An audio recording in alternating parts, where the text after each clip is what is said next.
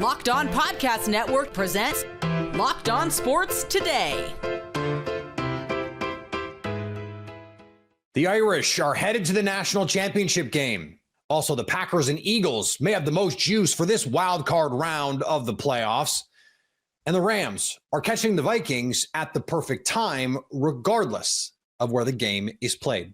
Today's episode is brought to you by FanDuel. Place your first $5 bet and you'll get started with $200 in bonus bets guaranteed. Visit FanDuel.com to get started. I'm Peter Bukowski, starting your day with the can't-miss stories and biggest debates in sports. You're Locked On Sports Today. Searching all major sports. Found. Let's start with the biggest story.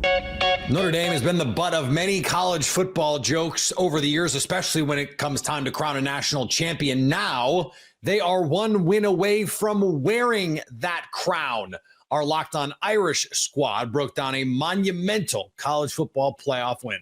I said before I got on, I just had to make sure my heart still works, and good enough, it does. I'm still trying to process everything. The end of that game was complete madness. Once Notre Dame failed to score there when they had the ball late in the game, I'm thinking, man, this is going to overtime. I'm already thinking ahead to, like, are we going to have a debacle in overtime where we're just trading off 2-point conversions? I do have a tendency to think worst case scenario. And then right as I'm thinking all that stuff, Christian Gray gets the interception. It was actually Notre Dame's third interception of the game, the first one that counted because the first two were negated by penalties. And sure enough, Notre Dame sets up a game-winning field goal. Mitch Sheeter, who has had just a really up-and-down season, came through when it mattered most and gives the Irish a 27-24 lead. And now the Fighting Irish are natty bound, and it's still hard to process. Like, saying it out loud, it honestly feels impossible given what this team has had to deal with. Brian, your thoughts?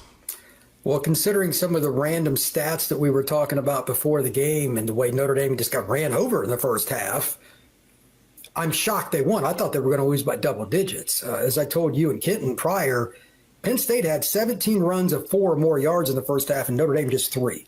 Notre Dame was outrushed by over 80 yards. Notre Dame lost the turnover battle, but yet they won.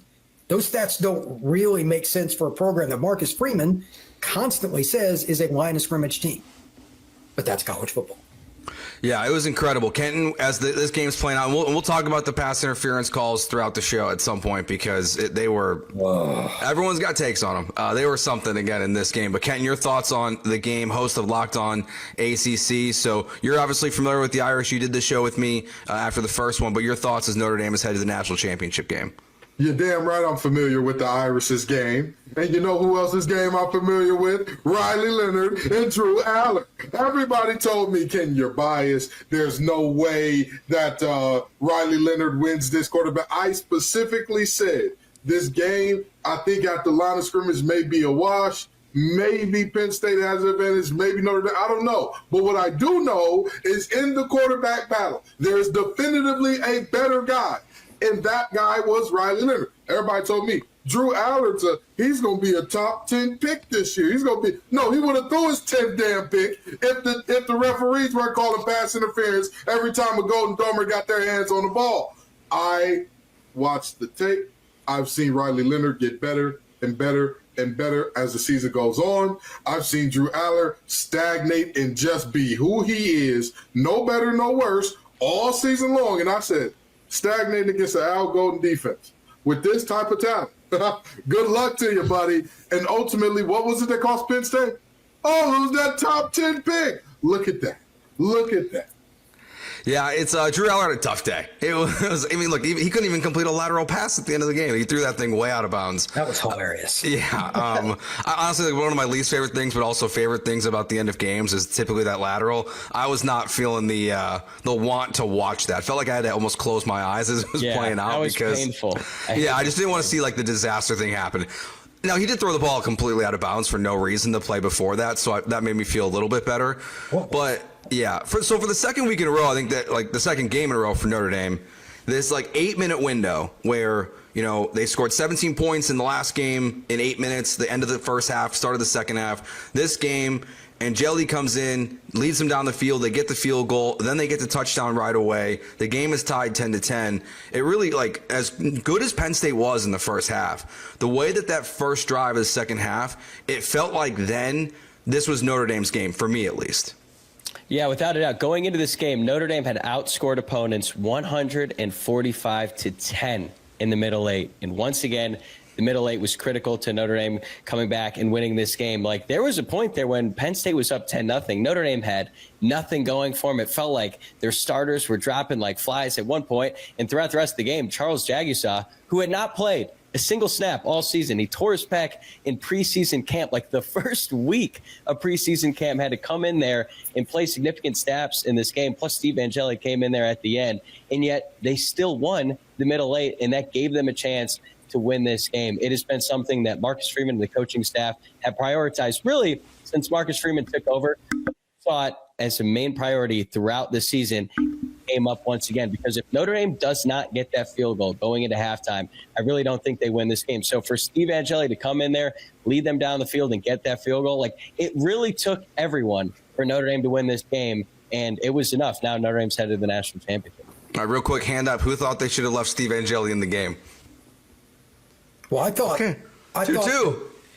Did anybody not think that Riley was concussed or something like that? The way he was. That was a hard hit. And even when he got up, he was pretty wobbly. When they said he was coming out in the second half, I thought, are you just doing this as almost as like a service to what he's done all year? And look, I understand that Riley Leonard has been very polarizing among Notre Dame fans, but that dude gave everything he had really all season long, and it really all stems from the really poor performance against NIU, which I've said all year has been inexcusable. But that guy just gave everything to this team. And at the most critical moments of the game, late in the game, I thought it was really interesting that instead of giving the ball to Jeremiah Love, Notre Dame just said, hey, Riley, give us a few yards to set up this field goal. And he did it. Like, that guy, he's not a great passer. I think we can all agree about that. But that guy gives everything he has every time he steps on the football field. You can stay up to date on the Notre Dame Fighting Irish by subscribing to Locked On Sports Today and Locked On Irish on your favorite podcast app and on YouTube.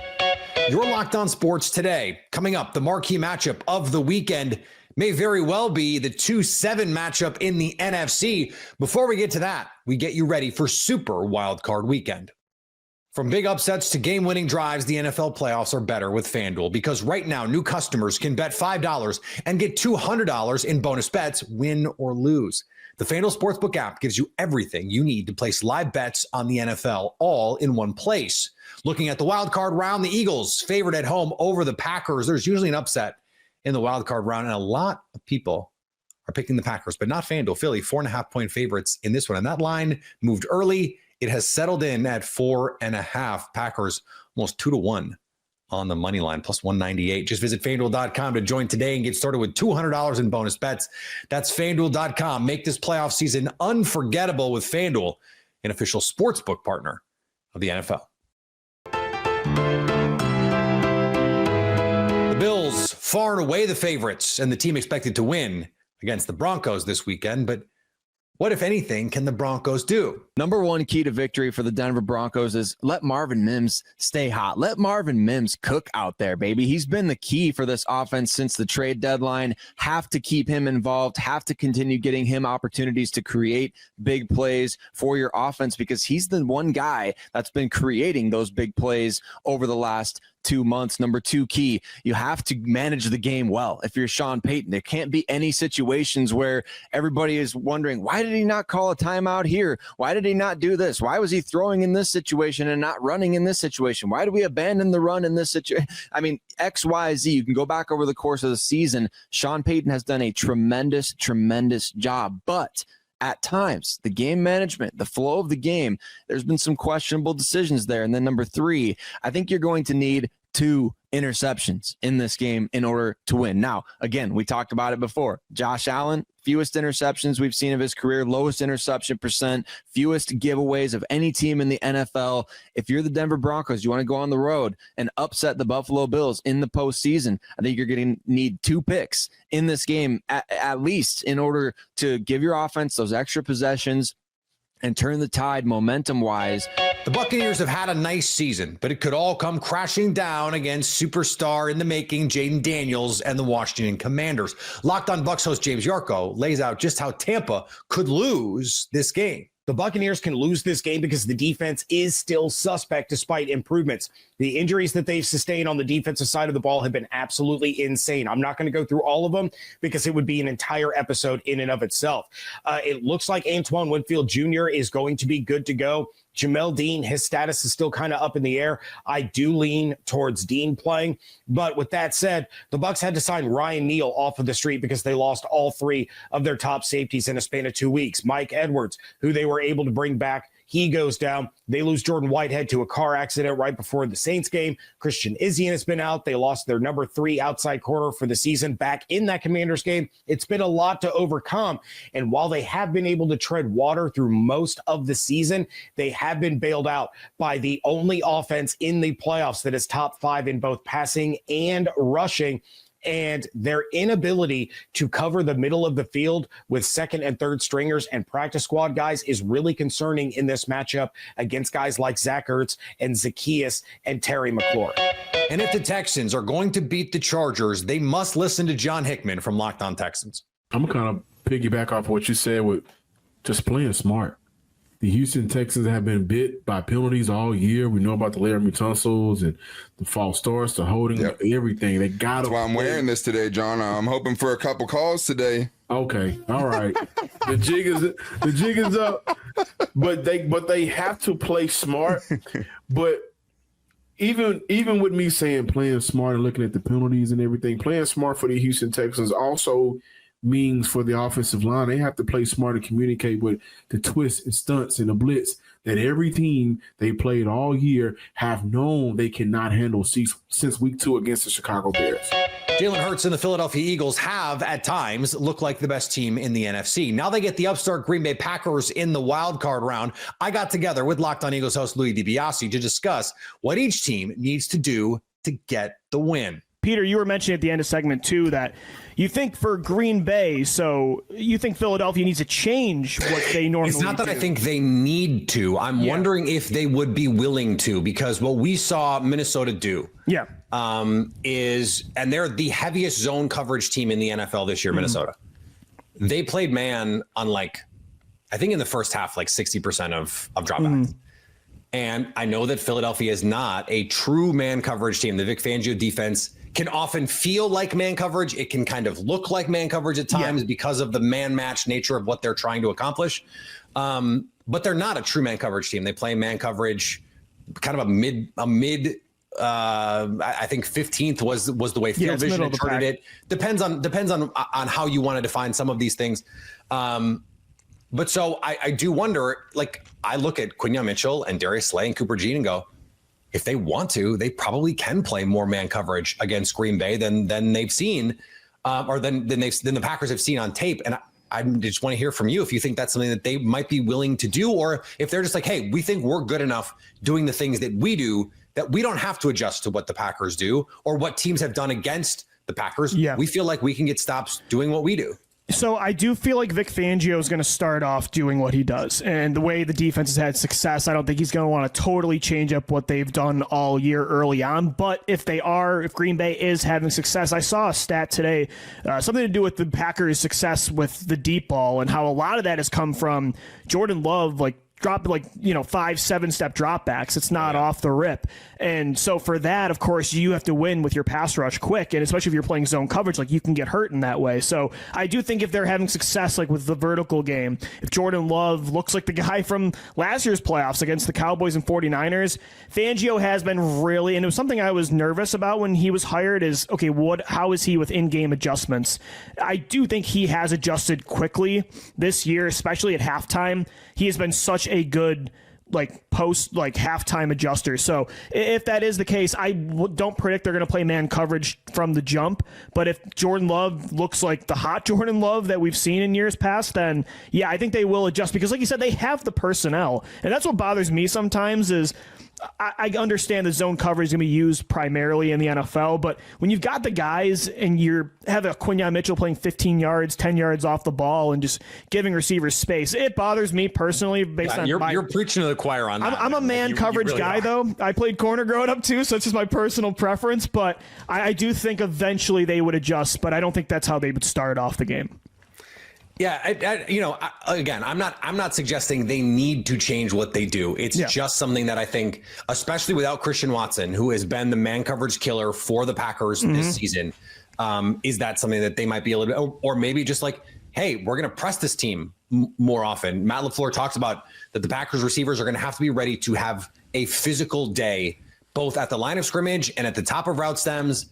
And just say, look, we're going to have to play through the contact because the contact is not going to get called. It's a playoff game. We don't expect the referees to give any help. In fact, he even joked, he felt like every time he mentioned before a game to an official, like, hey, this defense, like they grab a lot, like keep an eye on that. He's like, every time I've done that, I feel like we've gotten called on it. And so it's just sort of like, I don't even want to do that. And I thought that was amusing. Like, I think if you watch the Vikings game, they were very, very, very physical. Like, in basketball, when a team presses, right? Usually teams that press get away with a lot of physicality, and they force the officials to say, we're either going to call this every time or like never. Yeah. And in the playoffs, I think you can get away with that even more. You can stay up to date on the Philadelphia Eagles and the Green Bay Packers by subscribing to Locked On Sports today, Locked On Packers, and if you must, Locked On Eagles. Your favorite podcast app has them both, and so does YouTube. Coming up, the Rams got the Vikings at the perfect time. I love going to live sports events, whether it's sports, music, theater, comedy. I have fond memories of going to theater growing up, going to sports with my family, my grandparents. Really helped me fall in love with football, the energy, the excitement. It's unforgettable. Game Time has a new feature called Game Time Picks that makes getting tickets for your favorite live events even easier. Game Time Picks filters out the fluff to show you only incredible deals on great seats, so you don't have to waste time searching through thousands of tickets. Curation makes it easier to save more on sports, concerts, comedy, theater, and more near you. You can take the guesswork out of buying tickets with Game Time. Download the Game Time app, create an account, and use code LOCKEDON for $20 off your first purchase. Terms apply. Again, create an account and redeem code LOCKEDON for $20 off. Download Game Time today. What time is it? Game Time. The images coming out of the California wildfires are devastating. Lost homes, lost pets, lost lives. That is the most important part. The rescue efforts, the rebuilding efforts in Southern California. And unfortunately, the devastation is not over as the fires rage on. The NFL announced that the Rams, who were set to host the Minnesota Vikings on Monday in LA at SoFi Stadium, will now be played in Arizona. Our thoughts are, of course, with all of those affected in Southern California. But whether the game is in LA, Arizona, or the moon, the Rams have gotten a matchup with the Vikings at the perfect time and have the upper hand at quarterback and head coach.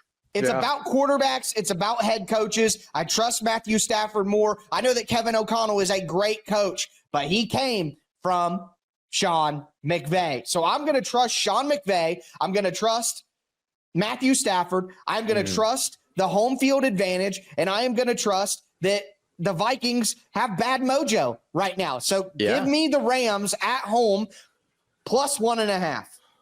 I'm taking the Rams money line, baby. I'm all about the Rams in this matchup. And I'll tell you what, like sometimes there's, all right, look, you know, Tyler, you're a smart guy. You know the difference between, you know the difference between correlation and causation, right? Yes. This might be a little bit more correlation than causation, but the last time that the Los Angeles Rams beat the Minnesota Vikings earlier this season, you know who the Minnesota Vikings lost to the week before? It was the Detroit Lions. Yeah.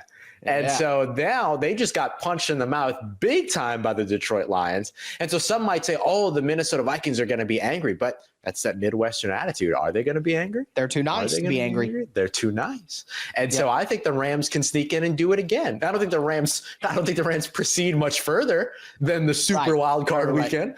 But I like the Rams in this situation. I think they're catching the Minnesota Vikings at the right time. It's hard to imagine being a Rams player right now. Yesterday, the Rams canceled media availability so that players and coaches could go home and be with their families, make arrangements, given the devastation. Again, it's hard to imagine getting your mind right and having to go play football. Of course, the safety and the well-being of the people of Southern California is the priority above a football game. But they are going to play the football game. And we've seen these sorts of moments where adversity strikes a region. I'll never forget the first game back at the Superdome after Katrina and what the fans and the community did to buoy that team. Maybe this does that for the Rams. But I could also see a scenario where this is just too much, where you see city blocks, block after block, houses gone. It would be human for that to affect the Rams, but it would also be human. We've seen that story where it galvanizes them. It pushes them together. It would be unfair, frankly, to put that on them, to expect that of them. But we certainly have seen it happen. I can't say whether I think it's an advantage. It can't be an advantage. But it could be a galvanizing force. And frankly, I hope it is, not just because of the Packers-Vikings thing, but because LA could use it right now. And finally, the Atlanta Falcons are content with having one of the most expensive backups, if not the most expensive backup quarterback ever, at least until we find out that the Browns are going to sit Deshaun Watson. Falcons general manager Terry Fontenot said of Kirk Cousins' role next year, Kirk is a great man, and he's been a great support for Michael Penix, a great teammate, great support for everybody in the building. So we're very confident moving forward with him as the backup. Cousins signed with the Falcons in March on a 4-year, $180 million deal with essentially $90 million guaranteed over the first 2 years. Being a backup quarterback sounds like a very comfortable way to earn $45 million in a year. If you ask me, I'm available if anyone wants to pay me to do it. If you're catching this episode after hearing your favorite Locked On show, make sure to subscribe to Locked On Sports Today on YouTube or wherever you get your podcasts so you never miss an episode. Also, if you're a new subscriber to Locked On Sports Today, we're here for you with the biggest stories in sports every day. Coming up on the next Locked On Sports Today, who will be the biggest upset of Wild Card Weekend? The Packers. So at least until tomorrow, stay Locked On Sports Today. Locked On Podcast Network presents Locked On Sports Today. Go to our video on demand. Click on sports at the top of your screen. There, you'll find past episodes of Locked On Sports Today, plus other Locked On shows on demand.